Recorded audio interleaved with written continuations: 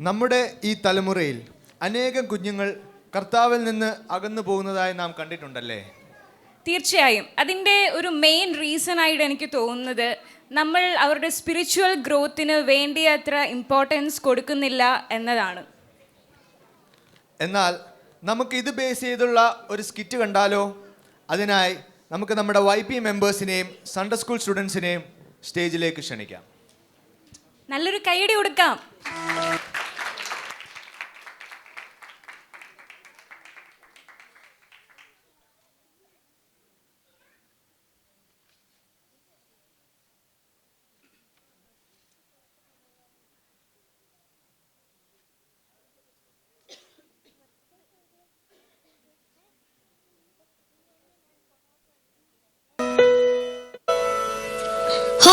പപ്പയുടെ പ്രൊഫൈൽ പിക്ചേഴ്സിൽ എത്ര ലൈക്സാ കിട്ടിയിരിക്കണേ? ഏടാ റോയ് മോനെ, അതവിടെ വെച്ചിട്ട് വല്ലതും പോയി പഠിക്കാൻ നോക്ക്. പരീക്ഷ എന്നാന്നറിയാമോ? ഒരു മാസം കഴിഞ്ഞേ സ്കൂൾ ഫൈനൽ എക്സാമാ. ഇതുവരെ സെക്കൻഡ് റിവിഷൻ കംപ്ലീറ്റ് ആയില്ല. കഴിഞ്ഞ പ്രാവശ്യത്തെ പോലെ ടോട്ടലിൽ 2 മാർക്ക് കുറഞ്ഞു പോയാൽ ഞാൻ എങ്ങനെയാ മറ്റുള്ളവരുടെ മുഖത്ത് നോക്കുന്നേ? മമ്മി, ഇന്ന് സൺഡേ സ്കൂൾ എക്സാമാ. ഓ, ഞാൻ കരുതി സ്കൂളിലെയാണെന്ന്. സൺഡേ സ്കൂൾ അല്ല, നിനക്കറിയാമല്ലോ. അത് വെച്ചങ്ങ് എഴുതിയാൽ മതി. ഇപ്പൊ പോയി സ്കൂളിലെ എക്സാം റിവിഷൻ ചെയ്യ്. മമ്മി, റിവിഷൻ കഴിഞ്ഞു, ഇനി സൺഡേ സ്കൂൾ എക്സാമിന് പഠിപ്പിക്ക്.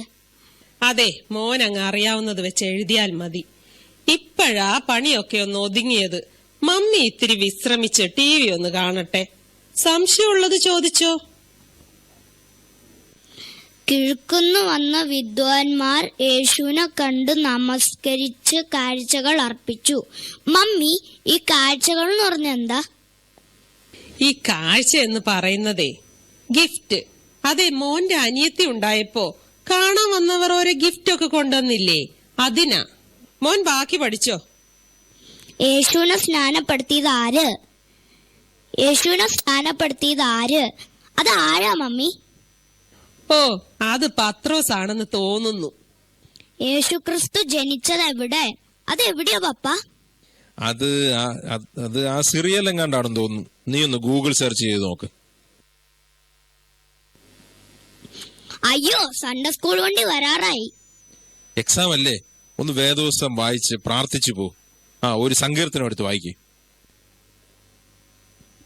യഹോവ എന്റെ ഇടയനാവുന്നു, എനിക്ക് മുട്ടുണ്ട. അയ്യോ, ബാക്കി വായിച്ചേ.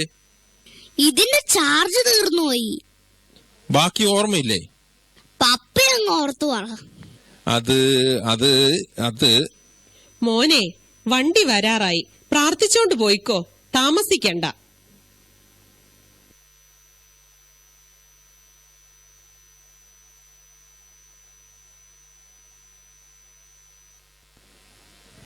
എടി, സമയം എത്രയായി?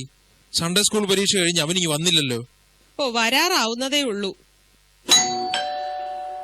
എത്തിന്ന് തോന്നുന്നു.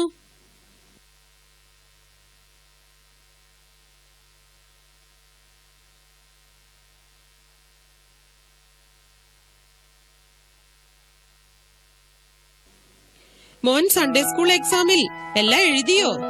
ഏത് മമ്മി? എന്തൊക്കെയായിരുന്നു ചോദിച്ചത്? യേശു ജനിച്ചത് ചോദിച്ചു, യേശു പള്ളി പോയ കാര്യങ്ങൾ ചോദിച്ചു, യേശുവിന്റെ സ്നാനവും അത്ഭുതങ്ങളും ഒക്കെ ചോദിച്ചു. എല്ലാം മോൻ പഠിച്ചതായിരുന്നല്ലോ. അതെ മമ്മി, ഞാൻ എല്ലാം എഴുതി. ഫസ്റ്റ് കിട്ടുമോ അതോ ഇപ്രാവശ്യം വല്ലോരും കൊണ്ടുപോകുമോ? ഞാൻ എല്ലാം എഴുതി മമ്മി. പോയിരുന്ന സ്കൂൾ ലെസൺസ് റിവിഷൻ ചെയ്.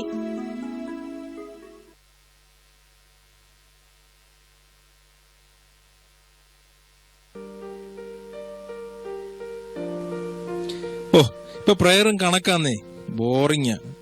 ആരാധന ഒന്നും പോരാ. പ്രസംഗത്തിന് ഒരു പുതിയ പോയിന്റും ഇല്ല. ഇപ്പൊ ആഴ്ചയിൽ 3 ദിവസം മീറ്റിംഗ്. അത് വല്ലാതെ കൂടുതലാ. അതിന് 2-3 മണിക്കൂർ ഇരുന്നിരുന്ന് മടുക്കും. ഷോർട്ട് ആൻഡ് സ്വീറ്റ്, അതാണ് വേണ്ടത്. ഇപ്പോഴൊക്കെ എത്ര നല്ല പോയിന്റുകളുള്ള പ്രസംഗങ്ങൾ നമുക്ക് ഇന്റർനെറ്റിലും ടിവിയിലും കിട്ടും. സമയവും ലാഭം. ടൈം ഈസ് മണി എന്നല്ലേ? അത് പോട്ടെ, സൺഡേ സ്കൂൾ പരീക്ഷയുടെ റിസൾട്ട് ഒക്കെ വന്നല്ലോ. രാജുവിന്റെ മോന് ഫസ്റ്റ് ഉണ്ട്. നിങ്ങളുടെ റോയ്മോൻ പരീക്ഷ എഴുതിയില്ലയോ? എഴുതിയല്ലോ. ചിലപ്പോ സെക്കൻഡ് ആയിരിക്കും. സെക്കൻഡ് സണ്ണിക്കാ. എടാ, നീ എല്ലാം എഴുതിയെന്ന് പറഞ്ഞിട്ട്? ഞാൻ എല്ലാം എഴുതിയത്, ഒന്നും പോലും വിട്ടില്ല. ആഹാ, പിന്നെ എന്താ പറ്റിയതെന്ന് ഒന്ന് ചോദിച്ചിട്ട് തന്നെ കാര്യം. സ്കൂളിലെ എക്സാമിനിടയിൽ പഠിപ്പിച്ചതാ.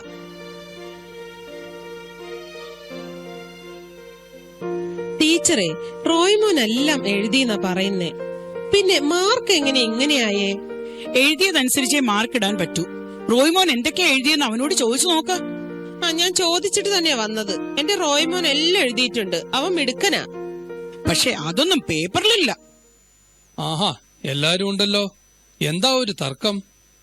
അതെ, റോയ്മോൻ എല്ലാം എഴുതിയെന്നാ പറയുന്നേ. പക്ഷെ റിസൾട്ട് വന്നപ്പോ ഫസ്റ്റും ഇല്ല സെക്കൻഡും ഇല്ല. ഇത് എന്ത് കളി? എല്ലാത്തിനും ഒരു പരിഹാരം ഉണ്ടാക്കാം. ടീച്ചറിന്റെ കയ്യിൽ ആ ചോദ്യപേപ്പർ ഉണ്ടോ? ഉണ്ട്. എന്നാ പിന്നെ പ്രശ്നം തീർന്നു. ഇപ്പൊ തന്നെ ഞാൻ റീടെസ്റ്റ് ഇടാം. എന്താ? അത് മതി, അത് മതി. ആ ചോദ്യപേപ്പർ ഇങ്ങോട്ട് എടുക്ക് ടീച്ചറെ.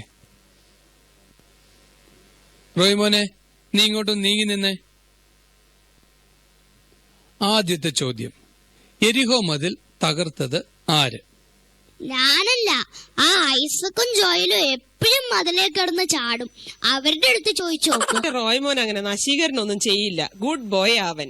ഇനി അഥവാ അവൻ അത് വല്ലതും തകർത്തിട്ടുണ്ടെങ്കിൽ അതിന്റെ കേടി അങ്ങ് എണ്ണി തന്നേക്കാം. അതുകൊണ്ട് മാർക്ക് കുറയ്ക്കാമോ? ഇത് ബൈബിളിലെ ചോദ്യമായിരുന്നു. എന്തായാലും എഴുതിയില്ലെന്ന് മനസ്സിലായല്ലോ. ഒന്ന് തെറ്റിയാലും സെക്കൻഡ് പ്രൈസെങ്കിലും കിട്ടണ്ടേ? ഓക്കെ, ഇനി അടുത്ത ചോദ്യം.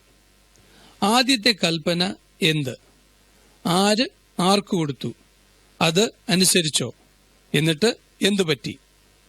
ഹവ്വ ആദത്തിന്റെ അടുത്ത് പഴം കഴിക്കാൻ കൽപ്പിച്ചു. ആദം അനുസരിച്ചു. അതാ പറ്റിയത്. പെൺവാക്ക് കേൾക്കുന്നവൻ പെരുവരിയിൽ. ആ, അത് പോട്ടെ. ഇനി അടുത്ത ചോദ്യം. യേശുവിന്റെ ജനനത്തെ പറ്റി ആദ്യം അറിഞ്ഞത് ആര്? മറിയം. ഒരു വിധത്തിൽ പറഞ്ഞാൽ അത് ശരിയായതുകൊണ്ട് ഞാൻ മാർക്ക് കൊടുത്തിട്ടുണ്ട്. കൊള്ളാം. ഇനി അടുത്തത്. വിദ്വാൻമാർ യേശുവിന് എന്തെല്ലാം കാഴ്ചകൾ അർപ്പിച്ചു? അത് സോപ്പും പൗഡറും പാമ്പേഴ്സും. മോനെ, മമ്മി പറഞ്ഞില്ല വീട്ടിലെ അനിയത്തിക്ക് ഗിഫ്റ്റ് കൊടുക്കണ പോലെ അമ്മ. ഇനി അടുത്തത്. ദൈവം നമ്മുടെ പാപങ്ങൾ ക്ഷമിക്കണമെങ്കിൽ നമ്മൾ ആദ്യം എന്ത് ചെയ്യണം? അത് പാപം ചെയ്യണം. എടാ റോയ്മോനെ, നീ എന്തൊക്കെയാ എഴുതിയേക്കുന്നേ?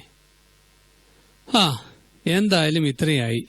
ഇനിയും മുഴുവൻ ഉത്തരങ്ങൾ കൂടി കേൾക്കാം. യേശുവിന്റെ ഏതെങ്കിലും ഒരു ഉപമയോ അത്ഭുത പ്രവൃത്തിയോ വിവരിച്ച് എഴുതുക.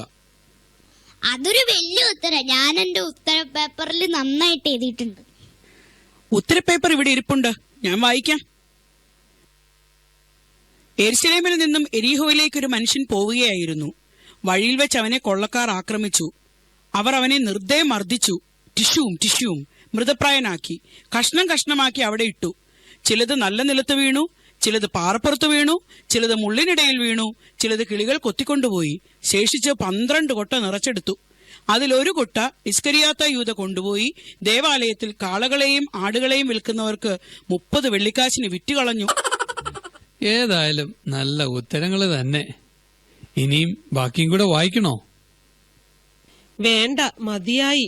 എല്ലാം എഴുതിയെന്ന് പറഞ്ഞപ്പോ ഇത്രയും പ്രതീക്ഷിച്ചില്ല. ബാലൻ നടക്കേണ്ടുന്ന വഴി അവനെ അഭ്യസിപ്പിക്കാം. കുഞ്ഞുങ്ങളോടുള്ള നമ്മുടെ ഉത്തരവാദിത്തങ്ങൾ മറക്കാതിരിക്കുക. ലോകത്തിന്റെ വിജ്ഞാനം പഠിപ്പിക്കാൻ എടുക്കുന്ന സമയത്തിന്റെയും ശ്രമത്തിന്റെയും ഒരു അംശമെങ്കിലും ശ്രമം വേദപഠനത്തിന് മാതാപിതാക്കൾ ചെലവഴിച്ചാൽ പുതിയ തലമുറ ദൈവകൃപയിൽ ആശ്രയിച്ചു വളരും. മുൻപേ അവന്റെ രാജ്യവും നീതിയും അന്വേഷിപ്പീൻ, അതോടുകൂടെ വേണ്ടതൊക്കെയും നിങ്ങൾക്ക് കിട്ടും എന്ന് ദൈവവചനം പഠിപ്പിക്കുന്നു.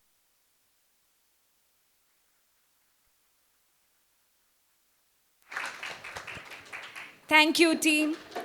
ദൈവവചനത്തിൻ്റെ പ്രാധാന്യവും അത് കുട്ടികളുടെ ഹൃദയങ്ങളിൽ നട്ടുവളർത്തേണ്ടതിൻ്റെ ആവശ്യവുമെല്ലാം നാം ഈ സ്കിറ്റിലൂടെ കണ്ടു. മാതാപിതാക്കൾക്കും ഇതൊരു ഓർമ്മപ്പെടുത്തലായി എന്ന് വിശ്വസിക്കുന്നു.